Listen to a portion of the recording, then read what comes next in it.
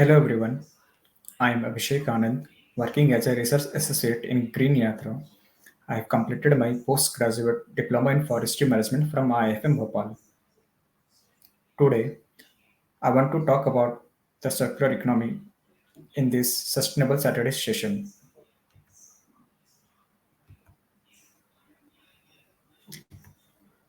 Let us start with the simple quote by Antoine Lavoisier: "Nothing is lost, everything gets transformed."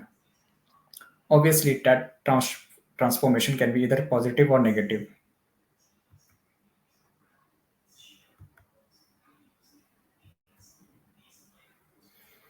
We see here plants grow from the soil, they absorb water and nutrients from them, then they are eaten by herbivores, which are then consumed by larger animals as a food. And when they die, their body decomposes and goes back to the soil, giving nutrients back to it. We see that what goes from the soil gets back to it. A full circle is being completed. So there is no waste in nature.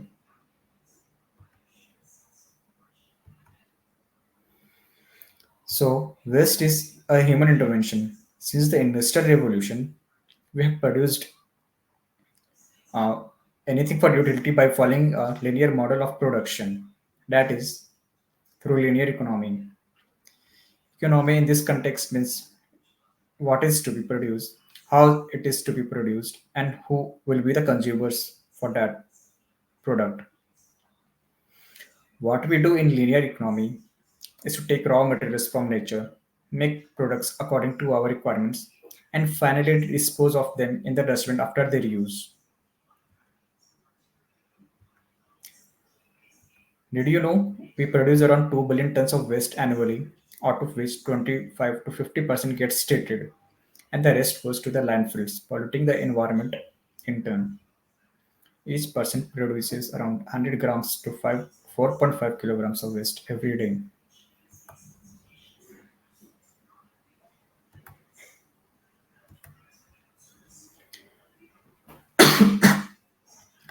Circular economy is a model of production and consumption in which we use existing products or materials for a long period of time using tools of circular economy, that is 10 hours.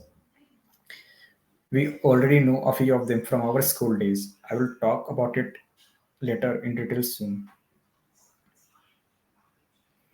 Due to this, we will be able to generate waste in a lesser quantity, depending less on new raw materials and using the existing material more often. The core idea for the circular economy.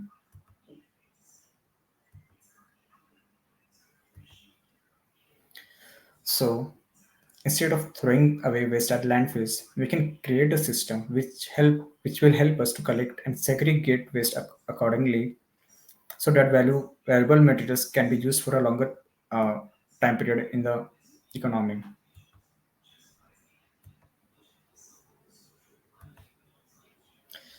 Let us dive into three principles of circular economy. According to the Ellen MacArthur Foundation, the first principle is to eliminate waste. We have to make products in such a way that it reduces waste and pollution in the first place. This can be achieved by using sustainable sourced raw materials or using renewable sources of energy to build any product. The second is circulating product and materials for a longer period of time by recycling, repairing, and reusing it more often. The last is to regenerate nature. Instead of extracting raw materials, we have to protect the environment by doing reforestation, better soil and water conservation, and other better practices, which will help to reduce negative environmental impacts and better the environment.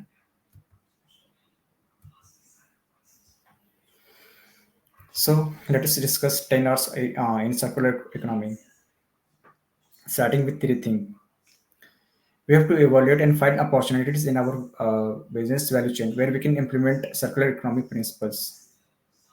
Redesign. Redesigning the product in such a way that it is easier to obtain valuable component after the end of the product life cycle. reducing unnecessary consumption of energy and materials. Reuse, reusing the old material again after the original owner has no use of it. Example like donating old clothes to the needy ones. Recycle, processing waste into new products like processing plastic waste to create new items like furnitures or any other material. Recover, recovering useful raw materials after the product has been thrown. Refurbish, it means to give a new look to a product. We can do it either by painting it or cleaning it any other way. Remanufacture, making the product again by using combination of recycled materials and new materials. Refuse, refusing to make extra purchases if problem can be solved by using existing materials. Repair means to bring the product back to its working condition instead of buying or going for the new one.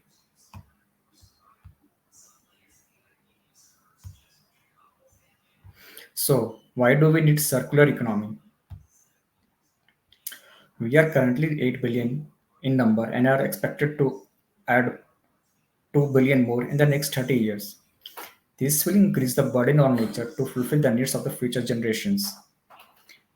Being heavily dependent on fossil fuel increases cost, energy, and also generate more carbon dioxide emissions, due to which see negative impacts of climate change in different parts of the world. Recently, around 117 nations have pledged to triple their capacity for renewable energy by 2030. By shifting to circular economy, we will also reduce the emissions generated by burning waste in the landfills, which pollutes the environment and deteriorates air quality.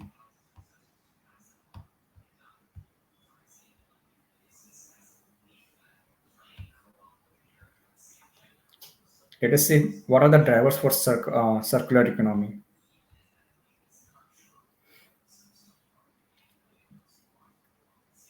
We are seeing the trend that now consumers are shifting more towards sustainable products or want to associate themselves with those brands which care for nature. Around 30 to 40% of people are willing to pay higher price for the products that are sustainably made or sustainably sourced. Next is resource shortage. According to Earth Overshoot Day, we are tending to use natural resources for 1 year within 12 months before it can replenish itself. For this year, it decided on 2nd August. Means the total resource for the 12 months, we completed it in 8 months.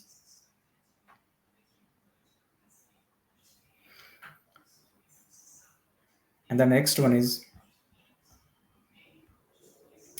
technological breakthroughs. We are living in the age of AI, Internet of Things, and various other innovative technologies, which we can use to our advantage. This can help us to identify according to our type, segregative recycling, or let us know when to repair the product or replace it. For example, Miniwix, a Taiwan-based company, has created a technology to create plastic from by combining municipal waste and rice husk. This uses one third of energy and generates 40% less carbon dioxide than the original process of making plastic.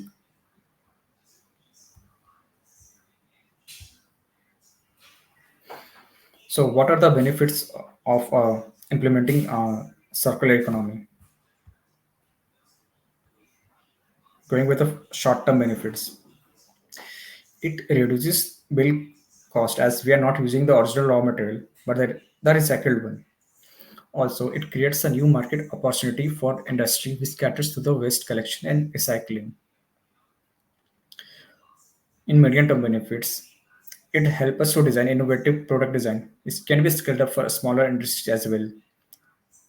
And through this will lead to better brand image for the corporations and better brand image for the corporations, and enhance its quality among its consumers. The third are long one, which are obviously clear that it will reduce the dependence on fossil fuels and protect us from rising commodity prices.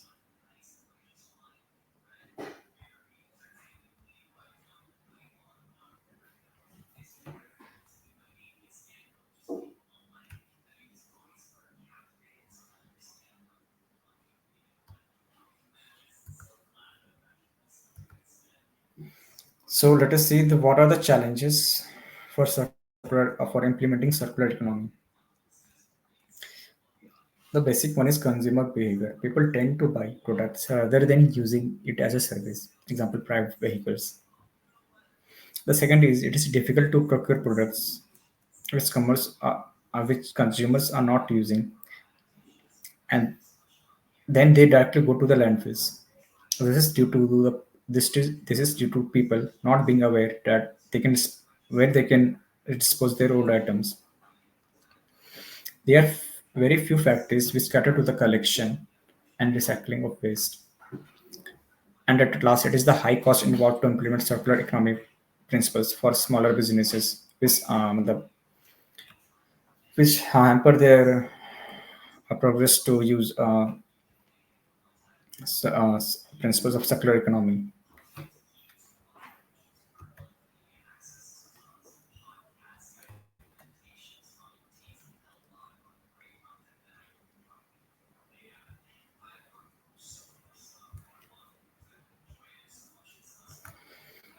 So let us see where company can start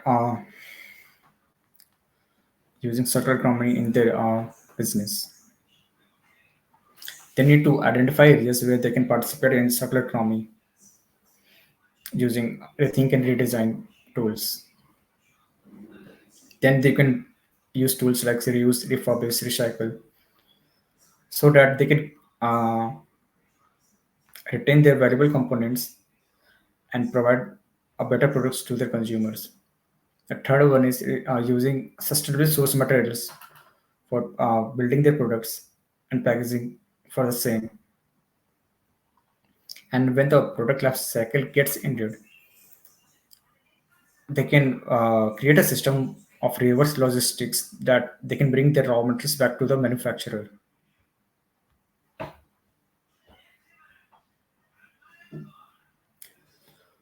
Let us see some examples related to circular economy and which companies are actually implementing it. Nike Green, an initiative of Nike, a footwear brand, started in 1992. They collect scraps such as rubber, foam, leather, textile, unused materials, and end-of-life shoes to process it into new raw materials, which are then used to create tracks, playground surface, carpet, furniture, etc. They lead with a vision of they lead with a they lead with a vision of a circular future where the concept of waste does not exist.